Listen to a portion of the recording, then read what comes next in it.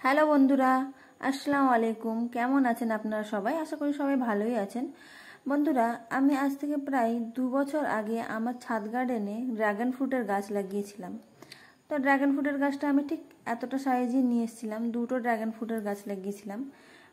আপনারা দেখতেই পাচ্ছেন সেই 2 বছর আগে ড্রাগন ফ্রুট গাছটা কতটা বড় হয়ে গেছে 2 বছরের মধ্যে। বন্ধুরা, আমি খুব বেশি বড় নিয়ে আসিনি, আমি ঠিক এতটাই সাইজে নিয়ে এসেছিলাম, ছোট। আপনারা দেখতেই পাচ্ছেন এই ছোট সাইজটা কতটা বড় হয়েছে, গাছগুলো কতটা ডালপালা ফেলিয়ে কতটা বড় হয়ে গিয়েছে। তা আমি প্রথমে যখন নিয়ে এসে এই ফলের টুকরিতে করে লাগিয়েছিলাম। তারপরে একটা আমি ফলের টুকরিতে লাগিয়েছিলাম, অন্যটা আমি ফলের টুকরি ছিল না বলেই আমি টিনের মধ্যে লাগিয়েছিলাম, তেলের টিনে। দেখতেই পাচ্ছেন, কিন্তু গাছটা যে এত দ্রুত এত বড় হবে সেটা আমি ভেবেই পাচ্ছিলাম না।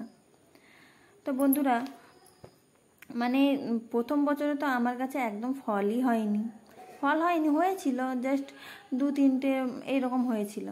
তারপরে আমি কিছু টিপস নিয়ে এর উপরে টিপস নেওয়ার জন্য আমার দ্বিতীয় বছরে এতটাই ফল হয়েছে, মানে এই বছরটা এতটাই ফল হয়েছে যে কি বলবো।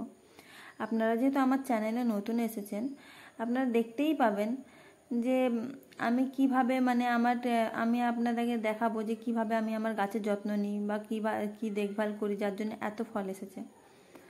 বন্ধুরা, অ্যাকচুয়ালি ড্রাগন গাছে এক দফা না, আমার ড্রাগন গাছে তো 5 থেকে 6 দফা ফল এসেছে। আপনারা দেখতেই পাচ্ছেন আমার যে ফলগুলো আছে, ফলগুলো পুরো মার্কেটের মতো বড় বড়। মানে এই সাইজটাও মার্কেটে পাওয়া যায়, মার্কেটের থেকে বড় সাইজও পাওয়া যায়, কিন্তু আমার গাছে যে ফলগুলো হয়েছে পুরো এই সাইজের। আপনারা দেখতেই পাচ্ছেন বন্ধুরা, দেখুন এই বছরে আমার কাছে কতগুলো ফল হয়েছে। বন্ধুরা, আমি যখন প্রথমবার আমি যখন তুলেছিলাম, তখন আপনারা আমার আগের ভিডিওতে দেখেই থাকবেন যে আমি 8-10টা প্রথমেই তুলেছিলাম, 8টার মতো তুলেছিলাম পাকা পাকা ড্রাগন ফল। তারপরে বাকি ছোট ছিল, বড় ছিল, অনেক ফুলও ছিল, আপনারা দেখতেই পাবেন। তারপরে আমি প্রায় 3-4টার মতো তুলেছি আবার পাকা ফল। আবার এখন আমি এসে দেখছি যে এত ফল হয়েছে গাছের মধ্যে, এত ফল হয়েছে, 10টা-12টার মতো এখন ফল হয়ে আছে। তা আমি যেহেতু হোস্টেলে থাকি, হলদিয়াতে আমি হোস্টেলে থাকি, হোস্টেল থেকে আমি এই বাড়িতে এসেছি। তো বাড়িতে এসে দেখলাম বাড়ির সবার জ্বরের জন্য কেউ গাছের যত্নই নিতে পারছে না। আমি এসে দেখলাম যে গাছে এত পিঁপড়ে লেগেছে, কি বলবো, পুরো পিঁপড়েতে পুরো গাছের ডালগুলোকে নষ্ট করে দিয়েছে। গাছের ডাল তো ছাড়ো, মানে গাছের যে ফলগুলো আছে না, ফলগুলোকেও কুড়ে কুড়ে খেয়ে নিয়েছে। তো আমি প্রথমে কি করলাম, পিঁপড়েগুলোকে ছাড়ানোর জন্য, আপনারা দেখতেই পাচ্ছেন যে কত পিঁপড়ে লেগেছে আর কত যে, মানে আমার গাছটাকে এইভাবে দেখে আমি ভেবেই পাচ্ছি না যে এইভাবে আমার গাছটা এতটা মানে হয়ে যাবে, জখম হয়ে যাবে। দেখতেই পাচ্ছেন, দেখুন ওই ডালটাতে কি অবস্থা করেছে পিঁপড়েতে। তো বন্ধুরা, আমি দেখতেই পাচ্ছেন ওই দেখুন ডালটাকে কিভাবে খেয়েছে। আমি 1 বছরে এই কিছুদিন আগে এইটা দিয়ে আমি একটা ফল তুলেছি এর থেকেই, ওই দেখুন মুখের কাছটায় ফল হয়েছিল, ফল তুলে নিয়েছি, কিন্তু তারপরে পিঁপড়েতে খেয়ে কি অবস্থা করেছে দেখতেই পাচ্ছেন আপনারা। তা আমি যেহেতু এখন মাকে জিজ্ঞাসা করলাম যে গ্যামাক্সিন বাড়িতে আছে কিনা, মা বললো নেই। না থাকার জন্য আমি ঘরোয়া ট্রিটমেন্ট করছি। সবার কিচেনে এই জিনিসটা পাওয়া যায়, সেটা হচ্ছে হলুদ। আপনাদের কিচেনেও থাকতেই পারে, আপনারাও এই জিনিসটা দেবেন। আমি শুনেছি যে হলুদ দিলে নাকি পিঁপড়ে চলে যায়, তাই আমি পিঁপড়ের জন্য হলুদ একটু ছড়িয়ে দিচ্ছি যাতে পিঁপড়ে চলে যায়। এবার কিছুদিন পরে, মানে যদি না যায় তাহলে আবার গ্যামাক্সিন নিয়ে এসে দিতে হবে এতে। বন্ধুরা, আপনারা দেখতেই পাচ্ছেন, আপনারাও এইভাবেই যদি আপনারা নিজেদেরও ছাদ বাগানে এইভাবেই ফল ফুলের গাছ লাগান, তাহলে সেই যে ফলের গাছটা যখন বেড়ে তাতে যখন ফল আসবে, সেই ফলটা তুলতে মানে যে মজাটা পাবেন, সেই মজাটা কিন্তু অন্য কিছুতেই পাওয়া যায় না। সত্যি বলছি, কারণ আমার তো খুবই ভালো লাগে এইসব গাছের ফল তুলতে।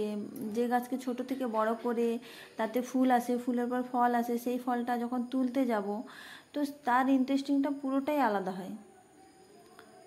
তো বন্ধুরা, আপনারা দেখতেই পাচ্ছেন এইভাবে নানা রকম যত্ন নেওয়া যায় গাছের মধ্যে। তাছাড়া এই যে এপ্রিল থেকে মে মাস, যেটা এই মাসের মধ্যেই গাছের মধ্যে ফুল এসছে। তো ফুল আসার আগে কি করতে হবে, আপনারা যে এই যে গাছের ডালগুলো দেখতে পাচ্ছেন, গাছের ডালগুলোর সামনের দিকটা একটুখানি করে কেটে দিতে হবে।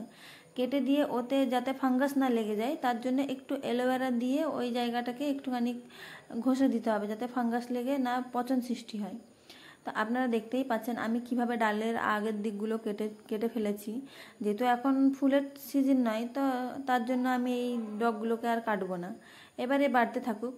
কারণ এখন বাড়লে ফুলের সিজন যখন আসবে সেই সময় একে কেটে দিতে হবে। তখন কেটে দিলে কি হবে, এরা বৃদ্ধির দিকে কম, এরা ফুল ফলের দিকে তখন ধ্যানটা দিতে পারবে এই গাছগুলো। কারণ গাছ যখন বাড়া বন্ধ করবে তখনই না ফল থেকে ফুল দেবে, ফল ফুল তখনই আসবে গাছের মধ্যে, বৃদ্ধি কম হলে তখনই আসে। তো বন্ধুরা আপনারা দেখতেই পাচ্ছেন আমি সব ডালগুলোর, আমার যতগুলো ডাল দেখতে পাবেন সব ডালের সামনের দিকগুলো কেটে ফেলেছি, যাতে এরা ফল থেকে মানে ফল ফুলগুলো দিতে দেয় বেশি করে। কেটে দিলেই বেশি করে ফল ফুল হয়, নাহলে তো এরা নিজেদের বৃদ্ধির দিকেই ধ্যানটা দেবে পুরোপুরি। ধ্যান বৃদ্ধির দিকে থাকলে ফল ফুলের দিকে এদের ধ্যানই আসবে না, তো ফল ফুল তাতে অনেকই কম হয়।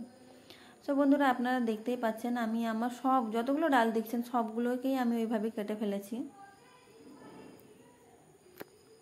কেটে ফেলার পরে তারপর বন্ধুরা আপনারা এর নিচে মানে এই যে গাছগুলোর গোড়াতে আপনারা অনেক রকমের সার পাওয়া যায়। যেহেতু আমি এখন সারগুলো দিচ্ছি না, তাই আপনাদেরকে দেখাচ্ছি না আমি কি সার দিয়েছি বা না দিয়েছি।